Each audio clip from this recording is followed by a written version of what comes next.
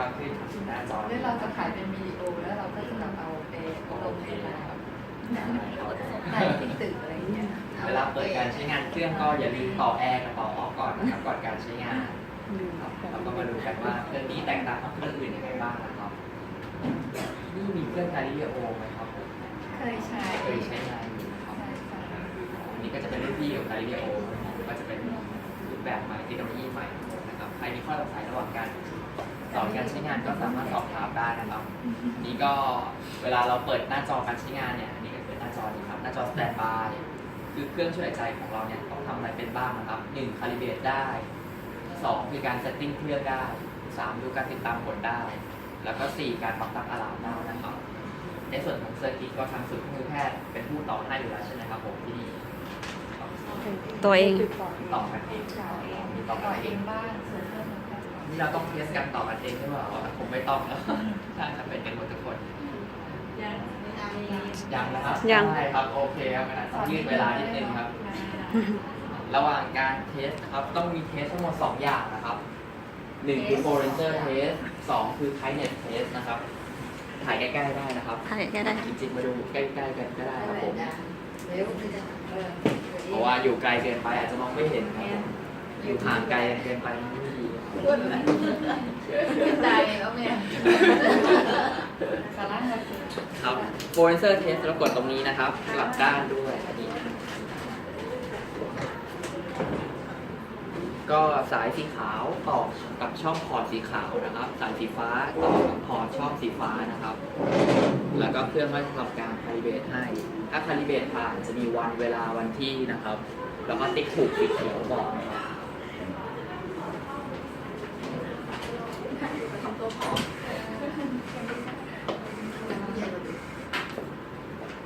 พอเทสด้านหนึงผ่านปุ๊บเราก็ต้องทำการเทสอีกด้านหนึ่งนะครับอันนี้คือเครื่องนี้เนี่ยเขาจะมีโฟเรนเซอร์นะครับเป็นตัวตรวจจับวอลลุ่มแล้วก็โฟลว์ก็คือถ้าไม่มีอันนี้ใช้งานเครื่องไม่ได้นะครับมีอยู่2อย่างที่สำคัญ1คือตัวสีฟ้าอันนี้2คือเมมเบรนที่อยู่ช่วงขาออกตรงนี้นะครับรอรันเครื่องแป๊บหนึ่งนะครับเทสทั้ง2อย่างจะไม่เกิน2นาทีนะครับเรามาดูกันว่าเทสเสร็จแล้วจะเป็นยังไงอันนี้จะนานนิดนึงโอเคอันนี้คือเทสโฟเรนเซอร์ผ่านแล้วครับอีกอันนึงจะเป็น tightness test นะครับหรือว่า test leak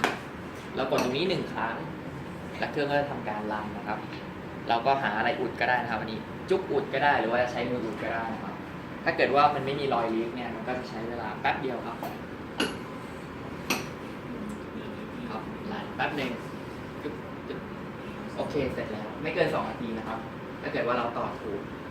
O2 cell ไม่จำเป็นต้องคาลิเบรตนะครับตรงนี้ มันอะไร ถ้าเกิดอะลามว่า O2 cell need calibrate เราต้องกด calibrate กด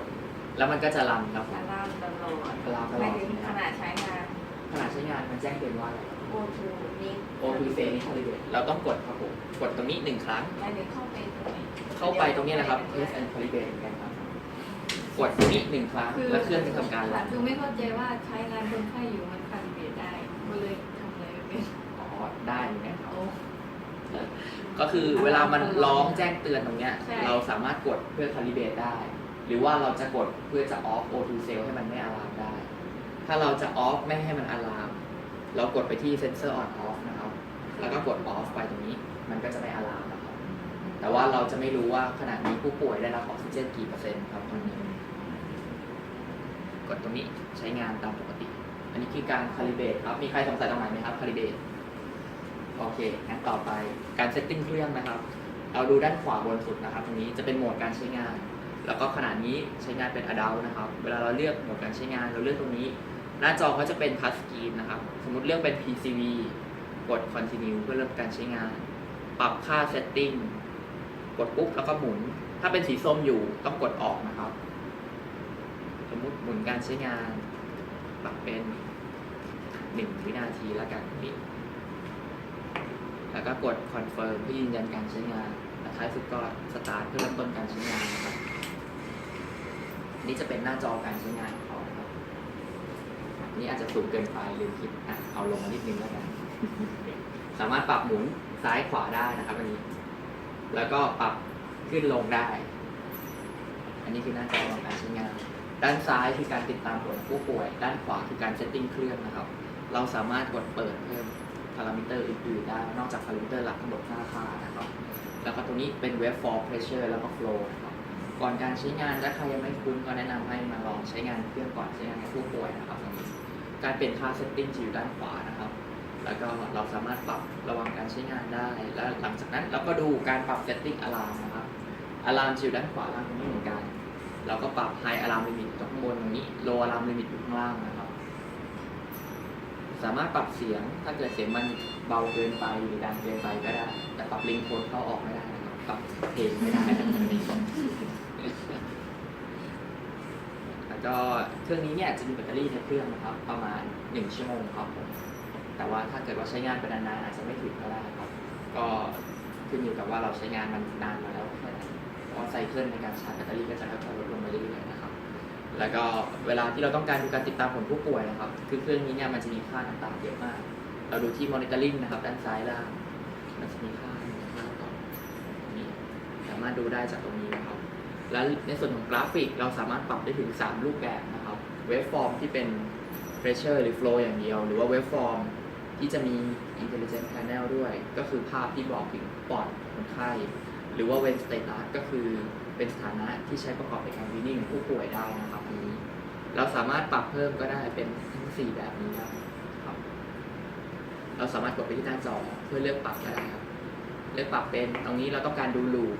ดู spirometry หรือว่าเราต้องการดูค่าพารามิเตอร์ย้อนหลังต่างๆเราก็สามารถเลือกปรับดูได้หรือว่าเราต้องการดูภาพที่บอกเมื่อสักครู่นี้นะครับเราก็สามารถปรับได้นะครับในส่วนของเครื่องมือภายในเครื่องนี้นะครับก็จะมี Inspire Hold กับ Expire Hold เราก็สามารถกดเพื่อใช้งานได้ Inspire Hold กดครั้งหนึ่งแล้วเครื่องมันทำการค้างช่วงหายใจเข้านะครับไว้หา Pressure Plateau หรือว่าเรากด Expire Hold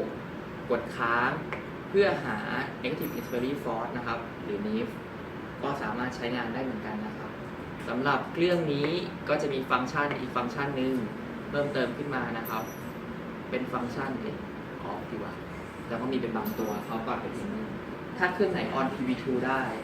อันนี้ก็จะเป็นในส่วนของหมอเชสนะครับหมอเชสบางท่านเขาก็ใช้ PV2 ในการหาในส่วนของการถ่างปอดของคนไข้นะครับลังรีทูเมนต์อันนี้ก็เดี๋ยวขอข้ามไปนะครับเครื่องนี้เนี่ยเวลามีการแจ้งเตือนอะลามต่างๆนะครับก็จะมีทั้งจากเครื่องทั้งจากผู้ป่วยแล้วก็เราก็สามารถเปิดดูย้อนหลังได้ทั้งหมดนะครับ1,000 เหตุการณ์ถ้าเกิดเหตุการณ์ที่1,001ก็คือเหตุการณ์แรกก็จะลบทิ้งก็จะวนทับใหม่ตอนการใช้งานเครื่องช่วยหายใจครั้งแรกเนี่ยแนะนำว่าให้เปิดแล้วให้มันออนสักประมาณ5 นาทีถึง 10 นาทีก่อนนะครับเพื่อให้รู้ว่าการแจ้งเตือนมาจากเครื่องไม่ใช่มาจากผู้ป่วยหลังจากที่เราออนไว้สักพักนึงแล้วเราค่อยเชื่อมต่อกับผู้ป่วยก็คือเราก็จะได้รู้ว่าหลังจากนั้นเนี่ยเป็นการแจ้งเตือนที่มาจากผู้ป่วยไม่ใช่จากเครื่องในส่วนของระบบของเครื่องตัวนี้ก็ไม่มีอะไรครับตัวนี้ก็มันจะเป็นระบบต่างๆบอกว่า time to service อีกเมื่อไหร่เราต้อง service นะครับแล้วก็ตรงนี้ก็จะเป็น test calibrate ถ้าเราไม่ได้ calibrate ด้านหน้าเราก็สามารถมา calibrate ตรงนี้ได้ sensor on off ตรงนี้ได้แล้วก็แสงสว่างของหน้าจอเราก็สามารถปรับได้นะครับแสงแล้วก็เสียงสามารถปรับได้ทั้งคู่เลยครับในส่วนของพ่นยาเครื่องนี้ก็จะมีตัวพ่นยาอยู่ในเครื่องนะครับพ่นยาลักษณะจะเป็น low flow ประมาณ7 ลิตร per min เราก็สามารถที่จะปรับในส่วนของระยะเวลาได้อันนี้เนี่ย standard ของเขาเนี่ยอยู่ที่30 นาทีเราสามารถปรับเพิ่มขึ้นได้หรือปรับให้พ่นต่อเนื่องได้หรือปรับขาเข้า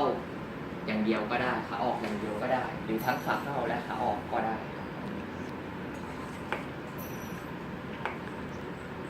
อันนี้ในส่วนของซอฟต์แวร์นะครับอันนี้เมื่อสักครู่ผมลืมพูดเรื่องโหมดว่าเครื่องนี้มีโหมดอะไรบ้างครับอันนี้เบสิกเนี่ยทุกเครื่องช่วยหายใจจะมี full control ที่เป็น pressure full control ที่เป็น volume partial control ที่เป็น pressure partial control ที่เป็น volume แล้วก็ support หรือ pressure support แล้วก็จะเป็น dual pad หรือ bi pad แล้วก็ HPLC เครื่องนี้สามารถใช้ non invasive ได้ด้วยครับผมในอนาคตถ้าเกิดว่าต้องการใช้งาน high flow สามารถซื้อออปชั่นเพิ่มได้ เราไม่ต้องซื้อเครื่องใหม่ครับผม High Flow เป็นออปชั่นเพิ่มครับผมใน เครื่องนี้ก็สามารถใช้งานได้นะครับอัน มี นี้ ใช้เครื่องเดียว อ๋อมีแต่ใช้เครื่องเดียวครับก็อันนี้แล้วแต่ความสะดวกของพี่แล้วกันถ้าเกิดว่าเราไม่อยากขยับเครื่องไปขยับมา อันนี้ใช้ได้ อันนี้สามารถใช้ได้ครับแล้วก็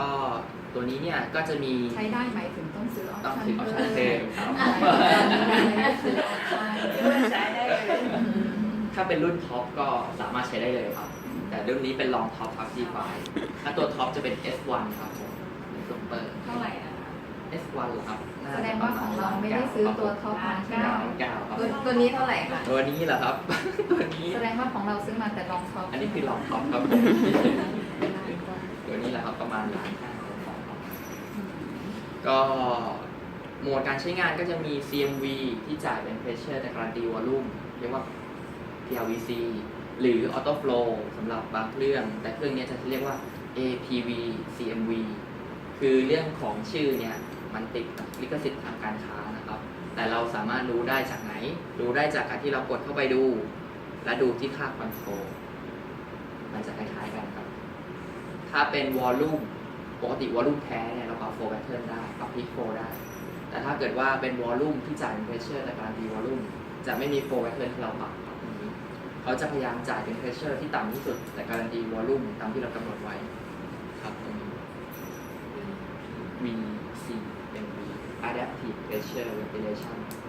ตัวนี้ก็คือ Pressure Control การันตีวอลลุ่มนั่นแหละ จ่าย Pressure แต่การันตี Volume ครับไม่ใช่ Pressure Control เป็น Volume Control มันจะแบ่งกันชัดเจนเลยว่า Pressure ด้านซ้าย Volume ด้านขวาครับ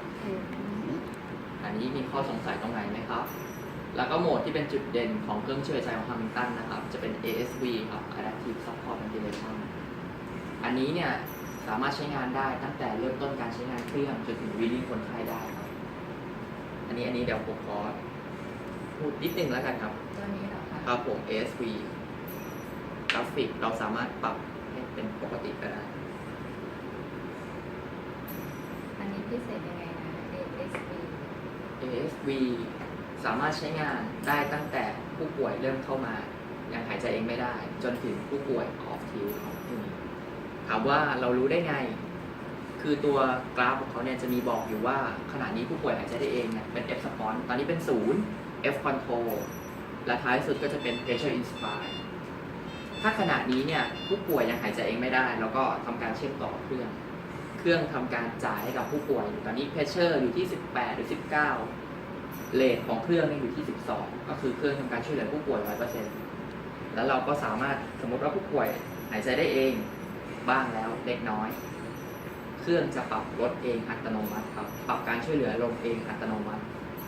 F control จะค่อยๆลดลงเพราะ F response เพิ่มขึ้นนะครับ และก็ในส่วนของ pressure inspire ก็จะค่อยๆลดลงครับตรงนี้และท้ายสุดพอผู้ป่วยหายใจได้เองแล้วเนี่ย F control จะเป็น0 F response ก็จะเข้ามาแทนที่ F control pressure inspire ก็จะค่อยๆต่ำลงครับตรงนี้เราก็ปรับเพียงแค่ minute volume ปี๊บแล้วก็ออกซิเจนครับ3 อย่างครับแต่อันนี้เดี๋ยวผมไม่ลงลึกละกัน เอาเป็นว่าเราใช้งานเครื่องนี้ให้เคยชินก่อนละกันครับผมแล้วก็ถ้าต้องการลงลึกเรื่องโหมดก็สามารถให้สอนได้ครับ ถ้าหัวปุ๊บเหมือนเดิมไหม ในส่วนของซอฟต์แวร์มีใครสงสัยตรงไหนไหมครับ ตรงนี้ คืออย่างเครื่องนี้เนี่ยมันก็จะมีบอกเพิ่มเติมอีกนิดนึงผู้ป่วยเป็นผู้ชายหรือผู้หญิง แล้วก็เซตส่วนสูงเครื่องคำนวณหา IW weight ให้ แต่ตรงนี้เนี่ยผม เซ็ตทุกครั้งที่ ตรง เรา นี้ ใช้กับ ผมไม่อยาก คนใหม่ใช่ไหม ไม่อยากให้ฟิกว่าต้องเซตทุกครั้งครับ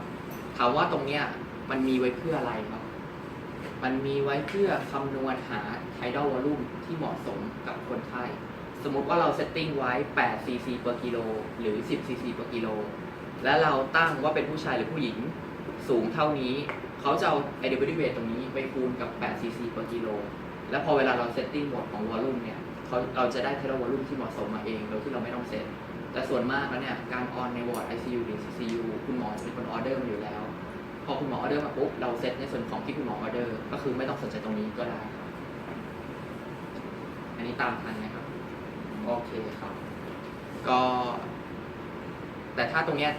เวลาเราเซตเนี่ยเซตเวลาใช้งานในโหมดของ ASV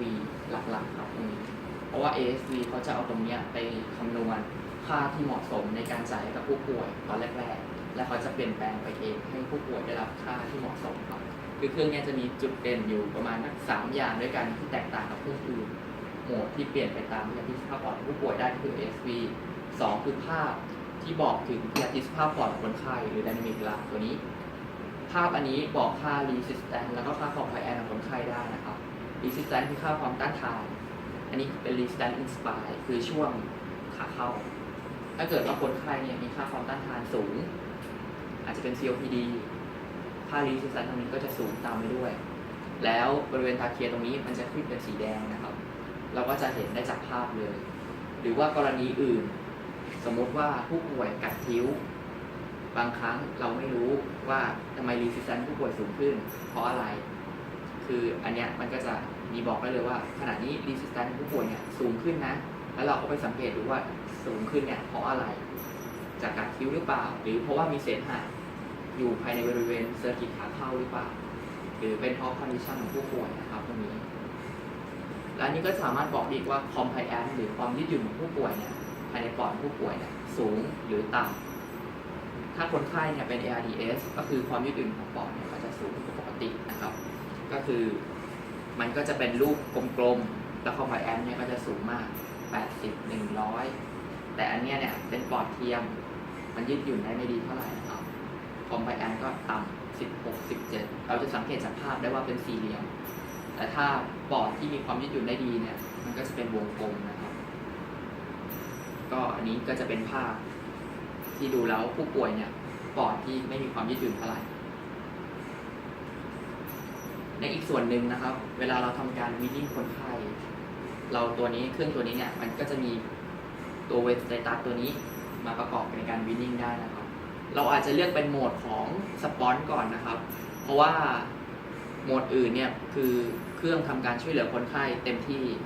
แต่สปอนก็คือผู้ป่วยเนี่ยทำการหายใจเองได้แล้ว แต่บางครั้งเพรสเชอร์ไม่เพียงพอเขาเลยต้องเซตเพรสเชอร์ซัพพอร์ตให้ ในโหมดนี้คนไข้หายใจ เมื่อคนไข้หายใจได้เองสักพักหนึ่งตัวนี้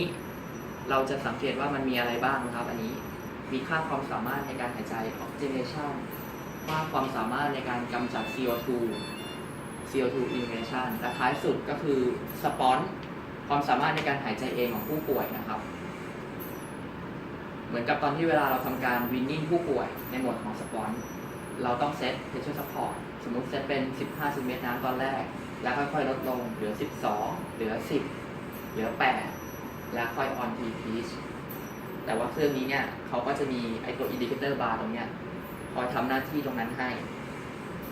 ถ้าผู้ป่วยหายใจได้เองแล้วเนี่ยเขาจะอินดิเคเตอร์บาร์สีดำๆเนี่ยจะค่อยๆตกมาอยู่ในเลนส์ที่เป็นสีขาวนะครับและค่าต่างๆก็จะตกมาอยู่ในเลนส์นี้ทั้งหมดปุ๊บแล้วก็จะมีระยะเวลาขึ้นมาว่าขณะนี้ผู้ป่วยหายใจได้เองในระยะเวลา1 นาทีแล้ว2 นาทีแล้ว3 นาทีแล้วค่าตรงนี้เนี่ยมันจะมีค่าที่สำคัญเช่น RSB เมื่อก่อนเนี่ยเราต้องทำการจดเรทของผู้ป่วยจดไทโดวอลลุ่มของผู้ป่วยแต่ปัจจุบันนี้เครื่องสามารถทำการโชว์ค่า RSB ให้เลย โดยที่เราไม่จำเป็นต้องทำการตั้งสมการแล้วมาหารการเพื่อหาดัชนีชีวะในการช่วยหายใจของผู้ป่วย เราสามารถเปิดดูจากตรงนี้และจดได้เลยครับที่นี่ยังมีใช้อยู่ไหมครับ RSB ใช่ไหนเข้าไปดูตรงไหน ครับผมเข้าเป็นสเตตัสตรงนี้ เข้าเลย ครับแล้วมันก็จะมีค่า RSB อันนี้ต้องใช้ ครับเราสามารถเปิดดูจากหน้านี้ได้ อันนี้เนี่ย เช่นมันวัดรังเมคานิกคนไข้ได้ไหมอย่างบางเครื่องเนี้ยมันจะวัดรังเมคานิกว่าตอนนี้วีนแล้วเทอร์ดาวอลลุ่มคนไข้ที่ได้ไม่เห็นวอลลุ่มไวท์เข้าแคปซิตี้หรืออะไรพวกนี้นะคะ อันนี้เราต้องดูการดูมอนิเตอร์ลิง เค เป็ รื่ น อง ทั้ นี้ งหม ได้ ด ไหม ครับผม อ๋อต้องดูข้างนอก ต้องดูมอนิเตอร์ลิงเอาคือเครื่องนี้เนี่ยเขามีโชว์สถานะทำมันมีอะไรบ้างมีออกซิเจนปี๊บมินิทวอลลุ่มเพชเชอร์อินสปายหรือเพชเชอร์ซัพพอร์ตแล้วก็ RSB ค่ะ แล้วก็เปอร์เซ็นต์ ถ้ามันเป็นอยู่สปอนเซอร์เนี้ยหมดมันมีพวกเพชเชอร์ซัพพอร์ตเนาะกับปี๊บอย่างเงี้ยพวกที่ต้องตั้งไอ้พวกนี้ให้มันเป็นศูนย์ก่อนไหมหรือว่าวัดได้เลย พวกพี่ต้องเป็นคนพวกพี่ตั้งให้ผู้ป่วย และตรงเนี้ยมันจะเป็นวัดให้เลยอัตโนมัติ หมายถึงว่าแบบสมมติว่าถ้าจะวัดให้ได้ค่าที่ถูกต้องหมายถึงว่าพวกพี่ก็เอาเพชเชอร์ซัพพอร์ตออกเอาปี๊บออกแบบใช่ไหมให้มันเป็นศูนย์เพื่อที่จะแบบดูว่าเขาหายใจเองทั้งหมดอย่างนี้หรอ ไม่ใช่ครับพวกพี่ต้องเซตตามปกติแหละ อ๋อ แต่ว่าเครื่องเนี้ย จะเป็นคนดูให้ว่ามันโอเคหรือยังพร้อมวีนหรือยัง หมายถึง ต้องเซตตามปกติเลยครับ ถ้าสปอนเตเนียส ครับผม ซีแคปเท่านี้เพชเชอร์สปอร์ตเท่านี้ตั้งไปตามที่หมอออเดอร์ ครับผม แต่ก็เข้าไปดูในพารามิเตอร์นี้ ใช่ครับ ก็ถ้าแบบออโตเมติกอย่างนั้นนะเราต้องเข้าเป็น ASV แล้วคือเครื่องเขาจะปรับให้เองอัตโนมัติ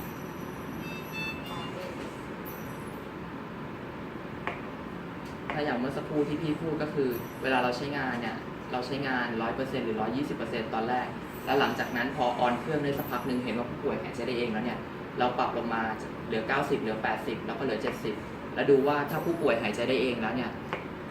คือ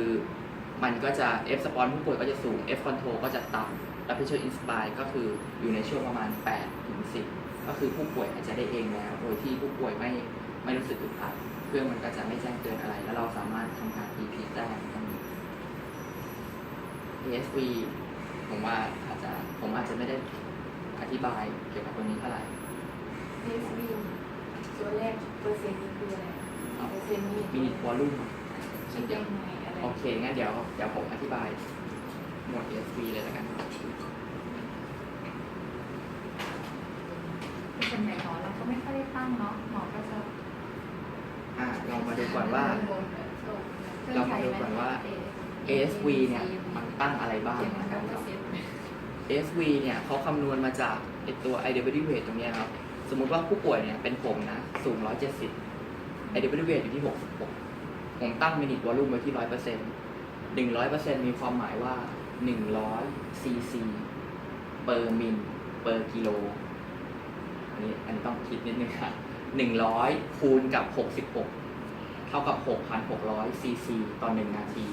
หรือ 6.6 ลิตรต่อ 1 นาที อันนี้คือสิ่งที่เครื่องทำการจ่ายให้กับคนไข้ตอนประมาณ3 เฟสแรก เพราะว่าเครื่องไม่รู้หรอกว่าขณะนี้ผู้ป่วยหายใจได้เอง หรือผู้ป่วยหายใจไม่ได้ หลังจากที่เครื่องทำการจ่ายแล้ว3 เฟสแรก สิ่งที่เกิดขึ้นต่อจากนั้น เครื่องจะรู้อะไรบ้าง เครื่องจะเช็คหาค่า resistance และ compliance ของคนไข้ ดูว่าจุดไหนเป็นการช่วยหายใจคนไข้ที่เหมาะสมที่สุด ดูว่าลด work of breathing ของคนไข้ด้วย จากสมการนี้นะครับ อันนี้อาจจะปรับหน้าจอให้มันใหญ่กว่านี้ไม่ได้ แต่อนาคตอาจจะทำได้ก็ได้อนาคตอาจจะอย่างนี้ได้ แต่ตอนนี้กดอย่างนี้ได้เพราะว่าทัชสกรีนจุดเดียวครับ ตอนนี้อาจจะยังทำอย่างนั้นไม่ได้ คือสมการนี้เนี่ยเขาบอกอะไรบ้าง ด้านบนคือ volume ด้านล่างคือ frequency เราคิดง่ายๆว่า ถ้าผู้ป่วยหายใจแล้ว volume น้อย rate น้อย เครื่องจะช่วยอะไรบ้าง เครื่องจะอัด pressure inspire เพื่อให้ volume ผู้ป่วยเยอะขึ้น เครื่องจะเพิ่ม rate หรือว่า F control เพื่อให้ผู้ป่วยหายใจได้เอง เพื่อให้เรทกับผู้ป่วยมากขึ้นครับผม อันนี้คือกรณีแรกนะครับ กรณีของ ASV เนี่ยมันมีทั้งหมด 4 แบบด้วยกัน แบบแรกคือ tidal volume น้อย frequency น้อย เครื่องปรับช่วยทั้งคู่ กรณีที่ 2 ผมไปด้านขวา ถ้า tidal volume น้อยเรทมาก เครื่องจะช่วยอะไรบ้าง เครื่องจะทำการจ่าย pressure inspire มากขึ้น เพื่อให้ได้ volume ที่มากขึ้น และเรทมากล่ะเครื่องช่วยอะไร อันนี้เราลองสมมติว่าถ้าเราออกกำลังกายเหนื่อยๆแล้วเรามีเครื่องหนึ่งที่มากำหนดให้เรทเราเนี่ยเท่าปกติเราจะรู้สึกอึดอัดดังนั้นเรทมากเครื่องจะไม่ช่วยอะไร เครื่องจะให้ผู้ป่วยทำอยู่ในรูปแบบนั้น แต่เพียงแค่จ่าย tidal volume ที่มันมากขึ้นโดยการทำการจ่าย pressure inspire เข้าไปครับตรงนี้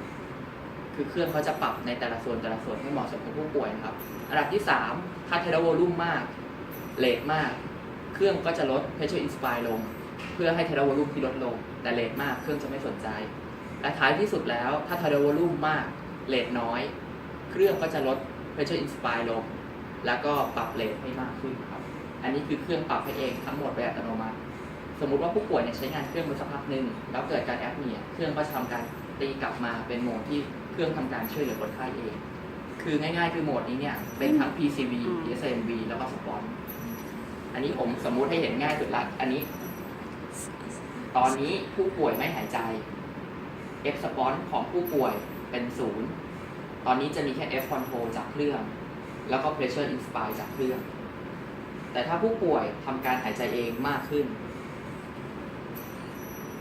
F control จะลดให้เองอัตโนมัติครับอันนี้ pressure inspire จะลดให้เองอัตโนมัติ แต่เราจำเป็นว่าจะต้องลดการช่วยเหลือลงจากตรงนี้ด้วย พอเห็นว่าผู้ป่วยหายใจได้เองสักพักหนึงแล้ว สมมุติว่าผู้ป่วยเนี่ยหายใจได้เองแล้ว 100% แล้ว F control ก็จะเหลือ0เองอัตโนมัติครับ ถามว่ามันเร็วกว่าการวินนิ่งปกติยังไง เราคิดว่าสมมุติว่าตอนที่เราใช้งานโหมดสปอนใช่ไหมครับ เราต้องมาปรับเองลดเองจาก 15 เหลือ 12 เหลือ 10 แต่อันเนี้ยเราปรับจาก 90 อาจจะเหลือสัก 70 แล้วก็พร้อมที่วินนิ่งได้เลยครับ แค่เหลือแค่ ก็คือลดทีละกี่เปอร์เซ็นต์ ทีละ 10% ทีละ10%ครับ จนกว่า จนกว่าเหลือ 70 พอ 70 ปุ๊บ คือระดับการช่วยของ Pressure Inspire เนี่ย หลังจาก 70 ปุ๊บเขาก็จะน้อยกว่าประมาณ 8 เซนติเมตรนะครับ ถ้าน้อยกว่า 8 เซนติเมตรก็คือถ้าผู้ป่วยรับได้ ก็คือเราลองก่อนทีผู้ป่วยได้ อันนี้คือจะอยู่ในเครื่องช่วยใจทางตั้งทุกรุ่นนะครับ Galileo C1 C2 C3 แล้วก็ C5 แต่ถ้าเป็น S1 ก็จะทำเองทุกอย่างเองอัตโนมัติโดยเราไม่ต้องปรับอะไรเลยก็เป็นในส่วนของเรื่อง knowledge know how อันนี้ก็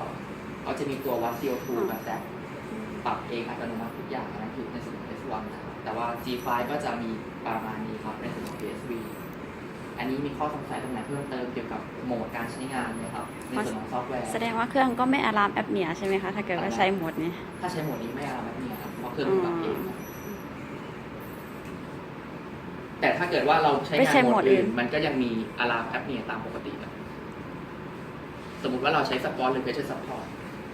แอปเนี่ยไทม์ที่20 วิพอ 20 วินาทีผ่านไปผู้ป่วยไม่หายใจ เครื่องก็ตีกลับเป็นโหมดที่เป็นแบ็กอัพจะเป็นการออโต้แอปเนี่ยแบ็กอัพนะครับปัจจุบันนี้ก็จะมีในตัวเครื่อง ตอนแรกที่หาอะลามหาแอปเนี่ยทำไม่เจอ ครับผมมีอะลามครับ ตอนนี้หามันเจอแล้ว ครับผม มันอยู่ในอะลาม อยู่ในอะลาม คือตอนแรกแบบแบ็กอัพตลอดเลยตั้งแอปเนี่ยทำเท่าไหร่หาไม่เจอ ปกติพี่ปรับไปแล้วนะครับปรับเป็นเท่าไหร่ 20นี่แหละแต่หมายถึงว่าตอนแรกแบบคือคนไข้ที่ไม่หายใจเลยพี่ก็เลยบอกว่า เอ๊ะเขาตั้งเหมาะสมไหมแต่พี่หาไม่เจอไง แอปเนี่ยค่าปกติ ดีฟอลต์มันประมาณที่20ครับ 20 ครับผมคือถ้าสั้นกว่านี้ก็จะเป็นในส่วนของเด็ก แต่ถ้ายาวกว่านี้ก็คือไม่ค่อยเหมาะสมแล้ว 20 ก็ได้แล้ว ทางนั้นก็คือไม่ต้องปรับอะไร ครับไม่ต้องปรับแล้ว เอาไว้ที่20 ครับ ลองดูแต่ละโหมด อ่า หมายถึงว่าทีละโหมด pressure control mandatory ventilation อันนี้ก็ธรรมดาเหมือนของอันอื่นใช่ไหม ใช่ครับเราไล่มาทีละโหมดแล้วกันครับ PCV ไหนที่รู้จักแล้ว PSIMV อันนี้เรารู้จักกันอยู่แล้ว สปอนเรารู้จักกันอยู่แล้วคือ pressure support เวลาเราจะใช้ CPAP ก็คือ set pressure support เป็น0แล้วก็เปิดแค่ CPAP อย่างเดียวครับผมแล้วก็ตัวที่มันพิเศษหน่อยเนี่ยคือ dual pack กับ APLV ตรงนี้ให้อธิบายเพิ่มได้ไหมครับตรงนี้ เพราะว่ามันทำงานยังไง ได้ครับเอาเป็นว่า ไม่ได้ตั้ง โอเค เท่าไหร่ ได้ครับงั้นเดี๋ยวผมบอกการทำงานคร่าวๆแล้วกันครับ เขามันจะมีบางยี่ห้ออย่างเช่นของพวกที่เป็นที่เราใช้เนาะมันอย่างเช่น pressure control บางยี่ห้อไม่ above feet อย่างเงี้ยแต่บางยี่ห้อกับ above feet อย่างเงี้ยอย่างของอังสตอมเนี่ยมันจะ above feet เนาะ pressure control มันจะมีของยี่ห้อในนั้นที่เราใช้อิลิต้าอะไรพวกนั้นก่อนหน้านั้นที่เขาบอกว่ามันไม่ above feet แล้วเครื่องนี้ล่ะ above feet เนาะโอเคจะได้รู้กันโอเค pressure control เข้าใจเนาะ ครับผม โอเค pressure control SMB Green SMB ผ่าน pressure control ลดจำนวนครั้งของเครื่องเนาะ สอบถามของที่มขนะครับที่มขมีใช้ SMV กับ SMV ไหมครับ SMB ก็ ยังมี นานๆที่ได้สามแต่เขาจะ มี ใช้ใช่ค่ะแต่ถ้าเม็ดไม่ค่อยใช้เท่าไหร่ จะมีออฟเร็ว เข้าสวน SMB เพราะในปัจจุบันนี้รู้สึกว่า SMV กับ SMV จะลดการใช้งานไปเยอะมากนะครับ อาจารย์สันระบบ CAD ยังใช้ เลือกใช้อยู่ ที่รามาไม่มีใช้ครับ ถ้าอันนี้ก็คือ pressure control เนาะ ถ้าตัว S CMB ก็คือ อั อั นนี้คือ volume control โอเค อันนี้ก็มี SMB เหลือ dual pack เนาะที่เราไม่รู้ กับ APRV พีอาร์ หน่ วี อย ที่เห็นอาจารย์ ใช่ เซ็น ใช่ ใช่ไหมคะ APRV อาจารย์อนุพงศ์เซ็นหมอซีโร่นะแกนซีโร่เชฟแกนมาลองเสร็จกับรถให้เรา ที่มันจะมีอะไรนะซีแบบบนซีแบบล่างอะไรใช่ไหมใช่ ครับคนครับ